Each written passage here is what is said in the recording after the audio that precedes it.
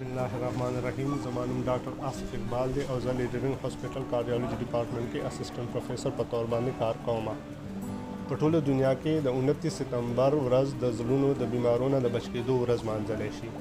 د دې ورځ مناولو مقصد دا دی چې موږ د خلکو په دې خبره خبر کړو چې د زړونو بیمارۍ نه څنګه بچ کېدی شو.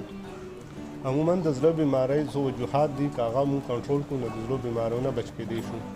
په هغې کې د وزن زیاتوالی، سګرټ څکل، پیدل نه ګرځېدل، دوايانې په وخت نه خوړل، شوګر او بلډ پریشر زیاتوالی او دې نه علاوه چې کوم دی د غوړ خوراکونو استعمال دی. نو د دې بچ کېدو لپاره ضروري دا ده چې موږ د غوړ خوراکونو نه ځان وساتو، د فروټو او د سبزو استعمال زیات وکړو، خپل وزن کم کړو، روزانه 1 غنټه پورې پیدل وګرځو، سګرټ نه په خپله وڅکو او که کوم خلک سګرټ څکي نو هغو نه لرې شو، ځکه چې خپله سګرټ څکل یا بل زموږ په مخ کې چې سګرټ څکي دواړه زموږ لپاره یو شانتې نقصاني دي.